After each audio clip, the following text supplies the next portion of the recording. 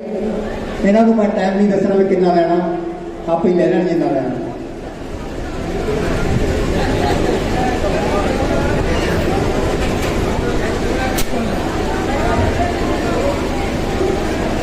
बहुत ही सत्कारयोग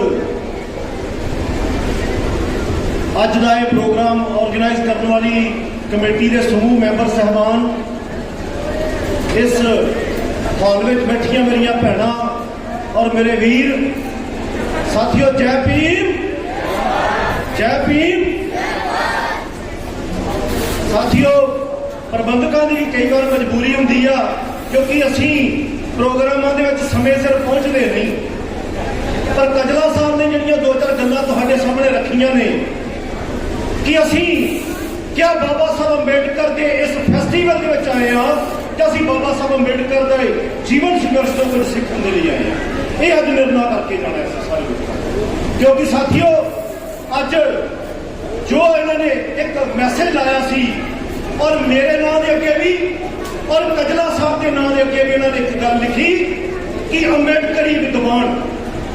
साथियों, मैं बड़ी ईमानदारी नाल गल कहना चाहना कि मैं अंबेडकरी विद्वान नहीं हूं, क्योंकि जे मैं विद्वान होंदा तो साडे समाज की हालत ना होंदी। साडे समाज के जे कोई विद्वान पैदा होया तो सतगुरु रविदास विद्वान सी, जिन्होंने राजे सिकंदर लोधी की अख दे विच अख पा के गल कही कि तेरा राज घटिया राजा तू बेगमपुरे का सुपना याद कराया। विद्वान बाबा साहब अंबेडकर सी, जिन्हों की विद्वता ने गलियां के बहन वाले लोगों, छप्पड़ों का पानी पीने वाले लोगों, कारां और कोठियों के मालक बना दिता बाबा साहब अंबेडकर विद्वान। मान्यवर साहब कांशी राम विद्वान सी, जिन्होंने इस देश की मनुवाद की जी मां भूमि आ उत्थे जाके मनुवाद को ललकारिया और इस देश के हाकम को दस दिता कि बहुजन समाज जो अपने पैरों से खड़ा हो जाए तो उस अगे कोई भी जड़ा टिक नहीं सकता। तो इस करके साथियों, मैं समझदा कि मैं कोई विद्वान नहीं हाँ। एक शायर ने लिखा, कहना रोते हुए चेहरों की मुस्कान गवाह है। और जो लोग रोंदे फिरते सी उन्होंने मुस्कान अज दसती आ कि वह साधन संपन्न लोग ने। रोते हुए चेहरों की मुस्कान गवाह है, जो जानवर से इंसान बन गए वो जानवर वो इंसान गवाह है। होगा ना कोई मेरे भीम जैसा ज्ञानी कोई, ये इस देश का संविधान गवाह। तो साथियों, बाबा साहब अंबेडकर की विद्वता, बाबा साहब अंबेडकर के संघर्ष की बदौलत असी लोग इतने जिन्ने असी बैठे हाँ। मैं गल कुछ होर करना चाहता सी, लेकिन समा जो इजाजत नहीं दिंदा। अज तुसीं जिन्ने लोग इतने मेरिया भैन बैठिया ने, असी एक कोरियोग्राफी जी वेखी, जिहदे दस्या गया कि बाबा साहब अंबेडकर ने अपने बच्चे कुर्बान कर दिते। मैं अपनी भैनों को बेनती करना चाहना कि जब भी असी कोई समाज की लड़ाई लड़ने निकलता तो उस इंसान को कुर्बानी देनी पैंदी आ। साडे लिए बाबा साहब अंबेडकर ने कुर्बानी दी, अपने 4 बच्चे जिहड़े उन्होंने कुर्बान कर दिते। साथियों, तुसीं सोचो कि बाबा साहब अंबेडकर के जन्मदिन मनाउण दे लई इकट्ठे होकर लोग असी की कुर्बानी कर रहे हैं? क्या असी लंगरां दे विच अपना पैसा उजाड़ के और समाज नूं जिहड़ा मैसेज देना चाहुंदे उस समाज तक मैसेज पहुंचाउण दी कोशिश जिहड़ी असी नहीं कर रहे। तो साथियों, असी की कुर्बानी कर रहे हैं, यह समझण दी लोड़ आ। कुर्बानी बाबा साहब अंबेडकर ने की, जिन्होंने अपने बच्चे शहीद करवा दिते, बच्चे जो खत्म हो गए। बाबा साहब अंबेडकर ने अपनी पत्नी कुर्बान कर दी। यह बाबा साहब अंबेडकर का संघर्ष आ। बाबा साहब अंबेडकर एक मीटिंग के बोल रहे सी, तो एक साथी आया, उन्हें बाबा साहब अंबेडकर के हाथ में पर्ची फड़ाई। मैं खास करके भैनों इस गल वाल ध्यान दिवाना चाहना, क्योंकि असी भाई जड़े ने बहुत घट गिनती च बैठे ने और भैन, क्योंकि बाबा साहब अंबेडकर भी कहते जे देश की औरत, जे समाज की औरत पढ़ जाए, जे वो मिशन मूवमेंट को समझ लवे, तो मिशन मूवमेंट जी एक दिन के मंजिल मकसूद तक पहुंच सकती है। तो साथियों, जब बाबा साहब अंबेडकर के हाथ में पर्ची आई तो बाबा साहब अंबेडकर ने वो पर्ची पढ़ी और अपनी जेब के पा ली। जब बाबा साहब अंबेडकर अपनी गल कंप्लीट करने तो बाद बाबा साहब अंबेडकर जब जान लगे तो किसी ने पूछा, बाबा साहब अंबेडकर तो इस पर्ची के उपर की लिखा सी? तो बाबा साहब अंबेडकर ने कहा मेरी पर्ची के उपर लिखा सी कि तुहाडा जिहड़ा भरा है उसकी मौत हो चुकी है। तो साथियों समझण की जरूरत है कि जिस महापुरुष ने एडा वड्डा बलिदान साडे लिए कीता, उन्हें अपने भैन भरावां की फिक्र नहीं की, उन्हें बहुजन समाज नूं अपना समाज समझिया, अपना परिवार समझिया। उस महापुरुष के लिए असीं की बेवह कर रहे हैं? क्या असीं बाबा साहब अंबेडकर के नाम से फैसटीवल करना आने ये समझने की लोड़ आ। एक होर कोरियोग्राफी जी तुहाडे सामने पेश की गई और जिहदे विच दस्सिया गया कि एक पत्रकार आया और पत्रकार ने पूछा कि बाबा साहब अंबेडकर गांधी सो रहा, नेहरू सो रहा, तुसीं क्यों जाग रहे?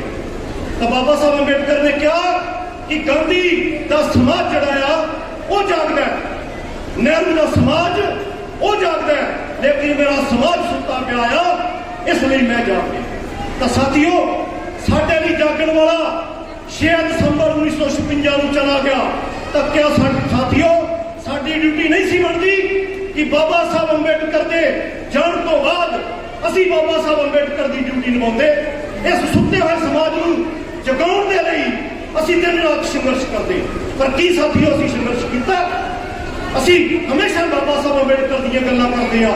गुरु रविदास जी ने कहा मैनू राज चाहिए, मैं बेगमपुरा वसाउणा चाहुंदा। बाबा साहब अंबेडकर ने कहा मैनू राज चाहिए और मान्यवर साहब कांची राम ने भी कहा कि मैं दिल्ली की सत्ता ते सम्राट अशोक के सुपने का राज वेखना चाहुंदा। साथियों महापुरुषों दी गल्लां जे मैं भी कह के चला जावां तुसीं भी सुन लो तो महापुरुषों का संघर्ष और उन्होंने जीवन का जो मकसद है पूरा नहीं होंदा। जदों महापुरुष गल्लां कह के चले गए तो उन्हां गल्लां नूं मनण की ड्यूटी जिहड़ी सी उह साडी सी। किन्ने लोग ने जिन्होंने मान्यवर साहब कांशी राम जी की गल मनी, किन्ने लोग ने जिन्होंने बाबा साहब अंबेडकर की गल मनी? शायद कोई भी नहीं, शायद असी कोई भी नहीं। जे बाबा साहब अंबेडकर की गल मनी हुंदी तो असी रोज कमर कसे करके उसके जन्मदिन का और उसके परिनिर्वाण दिवस का इंतजार ना करते। असी रोज कमर कसे करके लोगों के विच जाके बाबा साहब अंबेडकर के सुपने को साकार करने लिए लोगों को उत्साहित करते। पर असी की कीता?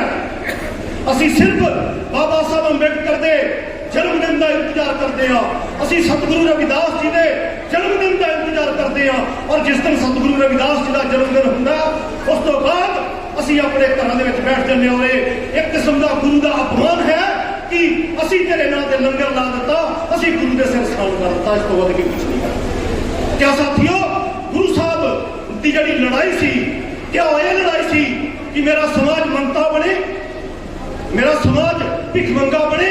तुसीं पिछे हिस्ट्री कढ़ के देखो, अज बहुत सारे विद्वान, मैं भी बहुत दूर तो आके तुहाडे नाल गल्लां कर रहा हूं। क्या बाबा साहब अंबेडकर के समय दे विच मान्यवर साहब जिस दिन जिंदे सी, जिस दिन सतगुरु रविदास जिंदा सी, सतगुरु कबीर जी जिंदे सी, क्या साडे समाज दीयां धीआं भैणां दी बेपती इस तरह हो रही सी जिस तरह अज हुंदी है? शायद नहीं हो रही सी। पर अज बहुत सारे विद्वान होने के बावजूद साडे समाज की जिहड़ी बेपती हो रही है। क्यों? क्योंकि असी बाबा साहब अंबेडकर के नाम से उत्सव प्रेमी हैं। बाबा साहब अंबेडकर ने एक आखिरी गल करा, बाबा साहब अंबेडकर जब पूना पैक्ट करके बाबा साहब अंबेडकर गांधी के नाल डिबेट करके जब बाहर निकले तो बाबा साहब अंबेडकर के गांधी एंड पार्टी ने कहा अंबेडकर जे तेन भुख लगी आ असी खाना खान लगे तू साडे नाल आके खाना खा। तो बाबा साहब अंबेडकर ने कहा कि मेरा पेट भरिया होया, मैं खाना नहीं खा सकता। और साथियों जब उस जगह तो बाबा साहब अंबेडकर बाहर निकले तो बाबा साहब अंबेडकर ने अपने ड्राइवर को कहा कि किसी जगह से गड्डी रोक, मैं कुछ खाना चाहना। तो ड्राइवर को गुस्सा आया, उन्हें कहा बाबा साहब अंबेडकर तुहानू जो गांधी एंड पार्टी ऑफर कर रहे सी तो तुसीं उन्हां दा खाना क्यों नहीं खाता? और बाबा साहब अंबेडकर के शब्द सी कि मैं कांग्रेस का नमक भी जड़ा नहीं खाना चाहता। और बाबा साहब अंबेडकर ने कहा कि कांग्रेस के 25 पैसे के भी जड़े मैंबर ना बने। तो साथियों की असी बाबा साहब अंबेडकर की गल मनी? असी 12 महीने जड़े लोग बाबा बाबा करते हैं, जय भीम करते हैं, इलेक्शन वाले दिन वो बापू बापू कर लग पेंदे आ, साडे लिए डुब के मरनमानी करते हैं कि असी अपने पुरखे की पट से छुरा मार रहे हैं, जिंदी बदौलत असी ये चीज़ां हासिल करके बैठे हैं। तो इस करके साथियों ਅਸੀਂ ਕੀ ਕਰਦੇ ਪਏ ਹਾਂ? ਅਸੀਂ ਨਾਇਕ ਪੂਜਕ ਬਣ ਕੇ ਬਹਿ ਗਏ। ਜਦ ਅੰਗਰੇਜ਼ ਇਸ ਦੇਸ਼ ਦੇ ਵਿੱਚ ਆਏ ਔਰ ਅੰਗਰੇਜ਼ਾਂ ਨੇ ਪੁਰਾਣਾ ਇਤਿਹਾਸ ਜਦ ਘੋਖਣਾ ਸ਼ੁਰੂ ਕੀਤਾ ਤਾਂ ਅੰਗਰੇਜ਼ਾਂ ਨੇ ਇੱਕ ਜਗ੍ਹਾ ਲਿਖਿਆ ਕਿ ਜਦ ਸਿਕੰਦਰ ਮਹਾਨ ਨੇ ਇਸ ਦੇਸ਼ ਤੇ ਹਮਲਾ ਕੀਤਾ ਤਾਂ ਸਿਕੰਦਰ ਨੇ ਉਸ ਵੇਲੇ ਦੇ ਵਿਦਵਾਨਾਂ ਨੇ ਕਿਤਾਬਾਂ 'ਚ ਲਿਖਿਆ ਕਿ ਸਿਕੰਦਰ ਕਹਿੰਦਾ ਕਿ ਅਸੀਂ ਲੜ ਰਹੇ ਸੀ ਔਰ ਬਹੁਤ ਸਾਰੇ ਲੋਕ ਤਮਾਸ਼ਬੀਨ ਬਣ ਕੇ ਭੇਡਾਂ ਔਰ ਬੱਕਰੀਆਂ ਚਾਲ ਰਹੇ ਸਨ। ਕਿਸੇ ਦੇ ਵਿੱਚ ਹਿੰਮਤ ਨਹੀਂ ਸੀ ਕਿ ਉਹ ਆ ਕੇ ਸਾਡੇ ਨਾਲ ਯੁੱਧ ਕਰੇ। ਤਾਂ ਕਹਿੰਦੇ ਜਦ ਅਸੀਂ ਉਸ ਚੀਜ਼ ਦੀ ਘੋਖ ਕੀਤੀ ਤਾਂ ਪਤਾ ਲੱਗਿਆ ਕਿ ਇਸ ਦੇਸ਼ ਦੇ ਪੀਪਲ ਨੇ ਰੱਬ ਦੇ ਨਾਂ ਤੇ ਇੱਕ ਵਿਵਸਥਾ ਖੜੀ ਕੀਤੀ ਔਰ ਉਸ ਵਿਵਸਥਾ ਦਾ ਨਤੀਜਾ ਇਹ ਨਿਕਲਿਆ ਕਿ ਸ਼ੂਦਰ ਜਿਹੜਾ ਆ ਉਹ ਸ਼ਸਤਰ ਧਾਰਨ ਨਹੀਂ ਕਰ ਸਕਦਾ, ਸ਼ੂਦਰ ਜਿਹੜਾ ਆ ਉਹ ਕੋਈ ਪ੍ਰਾਪਰਟੀ ਨਹੀਂ ਬਣਾ ਸਕਦਾ। ਤਾਂ ਕਹਿੰਦੇ ਮੈਨੂੰ ਬੜੀ ਹੈਰਾਨੀ ਹੋਈ ਕਿ ਅਸੀਂ ਲੋਕ ਇੰਗਲੈਂਡ ਦੇ ਵਿੱਚ ਜਾਂ ਹੋਰ ਦੇਸ਼ਾਂ ਦੇ ਵਿੱਚ ਜਾ ਕੇ ਅਸੀਂ ਲੋਕਾਂ ਦਾ ਖੂਨ ਵਹਾਉਂਦੇ ਰਹੇ, ਲੇਕਿਨ ਇਸ ਦੇਸ਼ ਦੇ ਵਿੱਚ ਜਿਹੜੀ ਮਨੂਵਾਦੀ ਵਿਵਸਥਾ ਆ ਜਿਹਨੇ ਨਾਇਕ ਪੂਜਾ ਸ਼ੁਰੂ ਕਰਵਾਈ ਉਹ ਨਾਇਕ ਪੂਜਾ ਦਾ ਨਤੀਜਾ ਇਹ ਆ ਕਿ ਇੱਕ ਦੇਸ਼ ਦਾ ਇੱਕ ਸਮਾਜ ਦਾ ਬਹੁਤ ਵੱਡਾ ਵਰਗ ਹਥਿਆਰ ਚੁੱਕਣ ਦੇ ਲਈ ਤਿਆਰ ਨਹੀਂ। ਤਾਂ ਸਾਥੀਓ ਅਸੀਂ ਬਾਬਾ ਸਾਹਿਬ ਅੰਬੇਡਕਰ ਦੇ ਨਾਂ ਤੇ ਨਾਇਕ ਪੂਜਕ ਬਣ ਰਹੇ ਹਾਂ। ਬਾਬਾ ਸਾਹਿਬ ਅੰਬੇਡਕਰ ਨੇ ਕਿਹਾ ਸੀ ਮੈਂ ਮੂਰਤੀਆਂ ਨੂੰ ਪੂਜਣ ਵਾਲਾ ਨਹੀਂ ਹਾਂ, ਮੈਂ ਮੂਰਤੀਆਂ ਭੰਨਣ ਵਾਲਾ ਆ। ਕਿੰਨੇ ਲੋਕ ਨੇ ਜਿਹੜੇ ਬਾਬਾ ਸਾਹਿਬ ਅੰਬੇਡਕਰ ਦੇ ਇਸ ਵਿਚਾਰ ਦੇ ਨਾਲ ਸਹਿਮਤ ਨੇ? ਜੇ ਬਾਬਾ ਸਾਹਿਬ ਅੰਬੇਡਕਰ ਦੇ ਇਸ ਵਿਚਾਰ ਦੇ ਨਾਲ ਅਸੀਂ ਲੋਕ ਸਹਿਮਤ ਹੁੰਦੇ ਤਾਂ ਬਾਬਾ ਸਾਹਿਬ ਅੰਬੇਡਕਰ ਦੇ ਸੁਪਨਿਆਂ ਦਾ ਭਾਰਤ ਕਦੋਂ ਦਾ ਇਸ ਦੇਸ਼ ਦੇ ਵਿੱਚ ਬਣ ਜਾਂਦਾ। ਲੇਕਿਨ ਅਸੀਂ ਬਾਬਾ ਸਾਹਿਬ ਅੰਬੇਡਕਰ ਦੇ ਸੁਪਨੇ ਜਿਹੜੇ ਸੀ ਉਹਨਾਂ ਨੂੰ ਲੀਰੋ ਲੀਰ ਕੀਤਾ। ਬਾਬਾ ਸਾਹਿਬ ਅੰਬੇਡਕਰ ਦਾ ਜਨਮ ਦਿਨ ਮਨਾਉਣ ਦਾ ਤਾਂ ਹੀ ਸਾਰਥਕ ਹੈ, ਬਾਬਾ ਸਾਹਿਬ ਅੰਬੇਡਕਰ ਦਾ ਪਰਿਨਿਰਵਾਣ ਦਿਵਸ ਮਨਾਉਣਾ ਤਾਂ ਹੀ ਸਾਰਥਕ ਹੈ ਜੇ ਬਾਬਾ ਸਾਹਿਬ ਅੰਬੇਡਕਰ ਦੇ ਅਧੂਰੇ ਸੁਪਨਿਆਂ ਨੂੰ ਪੂਰਾ ਕਰਨ ਦੇ ਲਈ ਅਸੀਂ ਲੋਕ ਜਿਹੜੇ ਆ ਉਹ ਘਰਾਂ ਦੇ ਵਿੱਚੋਂ ਬਾਹਰ ਨਿਕਲੀਏ। ਕਿਉਂਕਿ ਜੋ ਪੋਜੀਸ਼ਨ ਚੱਲ ਰਹੀ ਆ, ਦੁਸ਼ਮਣ ਇਸ ਦੇਸ਼ ਨੂੰ ਹਿੰਦੂ ਰਾਸ਼ਟਰ ਡਿਕਲੇਅਰ ਕਰਨ ਜਾ ਰਿਹਾ ਔਰ ਬਾਬਾ ਸਾਹਿਬ ਅੰਬੇਡਕਰ ਦੇ ਫਾਲੋਅਰ ਜਿਹੜੇ ਲੋਕ ਘਰਾਂ ਦੇ ਵਿੱਚ ਬੈਠੇ ਨੇ, ਜਿਹੜੇ ਸੋ-ਕਾਲਡ ਫਾਲੋਅਰ ਨੇ, ਜਿਹੜੇ ਲੋਕ ਬਾਬਾ ਸਾਹਿਬ ਅੰਬੇਡਕਰ ਦੇ ਅਸਲੀ ਫਾਲੋਅਰ ਨੇ, ਉਹ ਲੋਕਾਂ ਦੇ ਵਿੱਚ ਜਾਂਦੇ ਨੇ। ਔਰ ਸਾਥੀਓ ਮੈਂ ਤੁਹਾਨੂੰ ਅੰਤ ਵਿੱਚ ਇੱਕ ਬੇਨਤੀ ਕਰਨਾ ਚਾਹੁੰਦਾ ਕਿ ਸਾਥੀਓ ਜਿਹੜੇ ਲੋਕਾਂ ਨੂੰ ਡਰ ਲੱਗਦਾ ਹੈ, ਜਿਨ੍ਹਾਂ ਦਾ ਲੱਤਾਂ ਕੰਬਦੀਆਂ ਨੀਲਾ ਝੰਡਾ ਚੁੱਕਣ ਦੇ ਲਈ, ਉਹਨਾਂ ਨੂੰ ਜ਼ਰੂਰਤ ਨਹੀਂ ਘਰੇ ਬੈਠੇ ਰਹਿਣ। ਕਿਉਂਕਿ ਜਿਹੜਾ ਘਰ ਦੇ ਵਿੱਚ ਬੈਠਾ ਮਰੂਗਾ ਔਰ ਜਿਹੜਾ ਬਾਬਾ ਸਾਹਿਬ ਅੰਬੇਡਕਰ ਦੇ ਅੰਦੋਲਨ ਦੇ ਵਿੱਚ ਮਰੇਗਾ, ਦੋਨਾਂ ਦੇ ਵਿੱਚ ਫਰਕ ਹੋਵੇਗਾ। ਇੱਕ ਸ਼ਾਇਰ ਨੇ ਲਿਖਿਆ कि जहां सच अड़ा है वहां भीम का योद्धा खड़ा है, इसीलिए भागवत की आंख में गड़ा है। जंग तारी है बोल के लब आजाद है तेरे, जिस तरह कटरा साहब कह के गए कि वो बोलन से भी पाबंदी ला रहे हैं। कहते जंग तारी है बोल के लब आजाद है तेरे, घर में रहेगा तो भी मरेगा, मैदान जंग में मरेगा तो भीम का लाल कहलाएगा। इस करके साथियों बाबा साहब अंबेडकर के सुपने साकार करने ਲਈ ਇਹ ਫੈਸਟੀਵਲ ਜਿਹੜੇ ਨੇ ਉਹ ਮਨਾਓ ਔਰ ਨਾਲ ਦੀ ਨਾਲ ਬਾਬਾ ਸਾਹਿਬ ਅੰਬੇਡਕਰ ਦਾ ਸੰਦੇਸ਼ ਜਿਹੜਾ ਲੋਕਾਂ ਤੱਕ ਪਹੁੰਚਾਉਣ ਦੇ ਲਈ ਅਸੀਂ ਦ੍ਰਿੜ ਸੰਕਲਪ ਹੋ ਕੇ ਬਾਬਾ ਸਾਹਿਬ ਅੰਬੇਡਕਰ ਦੀ ਮੂਵਮੈਂਟ ਨੂੰ ਚਲਾਈਏ। ਕਿਉਂਕਿ ਦੁਸ਼ਮਣ ਸਾਡੇ ਸਿਰ ਤੇ ਚੜ੍ਹ ਕੇ ਆ ਗਿਆ। ਅਸੀਂ ਬਹੁਤ ਸਾਰੇ ਫੈਸਟੀਵਲ ਮਨਾ ਰਹੇ ਹਾਂ ਪਰ ਸਾਨੂੰ ਸੋਚਣਾ ਚਾਹੀਦਾ ਕਿ ਦਿੱਲੀ ਦੀ ਸੱਤਾ ਦੇ ਉੱਪਰ ਤਾਂ ਸਾਡਾ ਵਿਰੋਧੀ ਜਿਹੜਾ ਉਹ ਕਾਬਜ ਬੈਠਾ ਤਾਂ ਅਸੀਂ ਅੰਬੇਡਕਰ ਦਾ ਜਨਮ ਦਿਨ ਕਿੱਥੇ ਮਨਾਵਾਂਗੇ? ਜੇ ਜਨਮ ਦਿਨ ਮਨਾ ਕੇ ਅਸੀਂ ਇਸ ਤਰ੍ਹਾਂ ਦੇ ਉਤਸਵ ਕਰਨਾ ਚਾਹੁੰਦੇ ਹਾਂ ਤਾਂ ਸ਼ਾਇਦ ਸਾਡੀ ਗੁਲਾਮੀ ਨੂੰ ਕੋਈ ਵੀ ਜਿਹੜਾ ਉਹ ਨਹੀਂ ਕਰ ਸਕਦਾ।